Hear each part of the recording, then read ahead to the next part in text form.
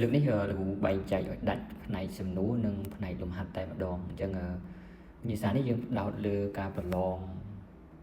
ពេទ្យសម្រាប់កម្រិតបញ្ញាបត្ររងនៅថ្ងៃទី26ខែមេសាឆ្នាំ2025នេះតែម្ដងដែលមានរយៈពេល60នាទីក្នុងនោះជាទូទៅឬក៏រាល់ឆ្នាំគឺចេញ5សំណួរនិង3លំហាត់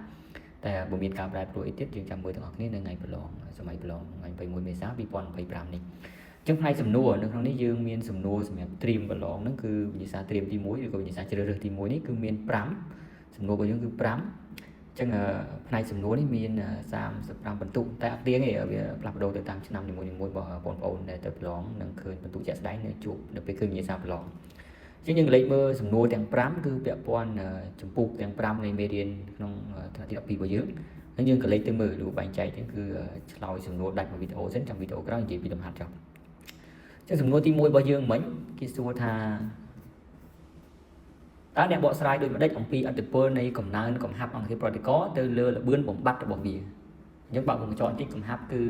កាលណាគេបង្កើនវាលឿនកាលណាគេបន្ថយវាយឺតតែសូមបញ្ជាក់ថាគេនិយាយលើអង្គធាតុប្រតិករព្រោះអង្គធាតុប្រតិករជា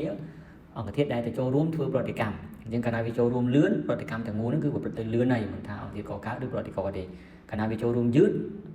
ល្បឿនប្រតិកម្មទាំងមូលហ្នឹងគឺយឺតហើយមិនសំដៅលើអង្គធាតុប្រតិករឬក៏កើតទេអញ្ចឹងនៅពេលគេសួរដូចគ្នាពេលខ្លះគេសួរជារួមគេនិយាយពាក្យល្បឿនប្រតិកម្មតែបើគេសួរដោយឡែកគេសំដៅលើអង្គធាតុប្រតិករឬអង្គធាតុកកើតអញ្ចឹងពាក្យពេចន៍គេប្រើទៅតាមជាក់ស្ដែងបើអង្គធាតុប្រតិករគេប្រើពាក្យថាល្បឿនបំបត្តិព្រោះវាចូលរួមប្រតិកម្មវាបាត់បង់ម្ដងតិចរហូតដល់ទៅអស់នៅពេលដែលប្រតិកម្មចប់ហើយបើសិនជាអង្គធាតុកកើតគេប្រើពាក្យថាល្បឿនកំណព្រោះវាកំណកកើតម្ដងតិស្ដែងទៅតាមប្រតិកម្មរបស់វាជាក់ស្ដែងអញ្ចឹងសំណួរទី1ដើម្បីបានបន្ទុកពេញយើងឆ្លើយថាឆ្លើយហ្នឹងគឺមិនមែនមានន័យថាអ្នកនរសរសេរដូចពាក្យនៅក្នុងអត្រាកំណែទាំងស្រុងទេគឺធ្វើម៉េចកុំឲ្យបាត់ខ្លឹមសារគេអញ្ចឹងកាលណាកំហាប់អង្គធាតុប្រតិករកើនឡើងល្បឿនបំបត្តិអង្គធាតុប្រតិករកើនឡើងដែរព្រោះនេះកន្លែងមូលហេតុដែរ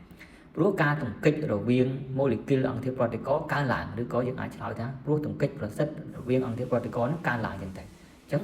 ខ្លឹមសារមិនមែនដូចពាក្យទេគឺខ្លឹមសារកុំឲ្យបាត់មានន័យថាអានេះឆ្លើយឲ្យត្រូវមួយខ្លឹមសារវាទោះបីជាពាក្យពេចន៍ខុសគ្នាក៏ដោយព្រោះពាក្យពេចន៍យើងប្រើបានច្រើនអញ្ចឹងបន្ទុករបស់អ្នកនេះគឺទទួលបានហើយអញ្ចឹងសម្រាប់សំណួរលេខ2ជាសំណួរដែលធ្លាប់ចេញនៅឆ្នាំ2014ម្ដងហេតុអីបានជាគេនិយាយថាសារជាតិចម្រះក្អែហ្នឹងវាមានលក្ខណៈល្អជាងសាប៊ូព្រោះគេអាចយកវាទៅបោកគក់បានដូចនេះតែមួយណាល្អជាងអញ្ចឹងចម្លើយរបស់យើងគឺមាន3ត្រេអញ្ចឹងមួយនេះបាត់ចំណុចណាមួយគឺបាត់បន្ទុកទៅតាមហ្នឹងហើយអញ្ចឹងទី1គឺវាអាចប្រើជាមួយទឹករឹងបានទី2ការមិនបង្កើតកកជាមួយអ៊ីយ៉ុងម៉ាញ៉េស្យូមនិងកាល់ស្យូមហើយទី3កាកសំណល់របស់សារធាតុចម្រះក្អែហ្នឹងគឺជាសូលីឆុងណឺតអញ្ចឹងមិនប៉ះពាល់ដល់បរិស្ថានទេពេលយើងបរហូរចូលទៅកន្លែងទីតាំងណាមួយអញ្ចឹងត្រេទាំង3មិនមែនតាមលំដាប់ទេអានេះឆ្លើយមួយណាក៏បានដែរមុនឲ្យទៅគ្រប់ទាំង3ឲ្យគេគឺបានបន្ទុកពេញហើយមូលទៅសំណួរទី3វិញសំណួរទី3របស់យើងហេតុអ្វីបានជាអាកុងពុះនៅសីតុណ្ហភាពខ្ពស់ជាងណេអុងអញ្ចឹងយើងទៅមើលចម្លើយជាការសួររកហេតុផលអញ្ចឹងបានជាអាកុងពុះនៅសីតុណ្ហភាពខ្ពស់ជាងណេអុងគឺសិទ្ធិភាពពួកអូស្មန်កម្រអញ្ចឹងពីព្រោះអាកុងហ្នឹងវាមានចំនួនអេឡិចត្រុងច្រើនជាងណេអុងអញ្ចឹងហើយធ្វើឲ្យអាកម្លាំងរបាយលដុនវាធំជាងអញ្ចឹងចំណុចរំពុះរបស់វាក៏តែខ្ពស់ជាងទៅតាមហ្នឹងដែរអញ្ចឹងអាហ្នឹងហើយគឺជាខ្លឹមសារហើយសំណួរទី4ដូចជាគេឲ្យយើងញែកសម្គាល់អ្វីទៅជា monoprotic acid និង polyprotic acid អញ្ចឹង monoprotic acid គឺជាអាស៊ីតដែលឲ្យប្រូតុងតែមួយក្នុងម៉ូលេគុលមានន័យថាវាអាចផ្ដាច់ប្រូតុងបានតែមួយចេញពីម៉ូលេគុលរបស់វាដោយឡែក poly សំដៅលើច្រើនចាប់ពី2ឡើងទៅអញ្ចឹងកន្លែងនេះបងប្អូនអាចឆ្លើយបានខុសគ្នាពាក្យពេចន៍អញ្ចឹងក្នុងនេះយើងឆ្លើយថាជាអាស៊ីតដែលឲ្យប្រូតុងច្រើនជាងមួយក្នុងម៉ូលេគុលអញ្ចឹងមានន័យថាចាប់ពី2ឡើងទៅអញ្ចឹងបងប្អូនខ្លះគាត់ឆ្លើយថាជាអាស៊ីតដែលឲ្យប្រូតុងចាប់ពី2ទៅអញ្ចឹងត្រូវដូចគ្នាក្នុងម៉ូលេគុលរបស់វាចឹងបើវាផ្ដាច់ប្រូតុងបាន2 3ទៅអាហ្នឹងសិតតែជា polyprotic acid ដែរតែបើគេសួរ specific ថា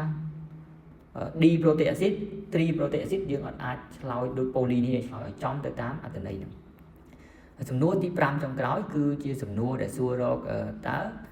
អានសំណួរឲ្យចំទៅកុំឲ្យពេលនេះទៅមើលសំណួរគេគាត់ថាចូលរៀបរាប់ស្ថានភាពទាំង3នៃអ៊ីយ៉ុងចូលធ្វើប្រតិកម្មជាមួយគ្នាឈានទៅរកភាពសោកអញ្ចឹងសំណួរនេះគឺនៅក្នុងមេរៀនរំកិលលំនឹងអញ្ចឹង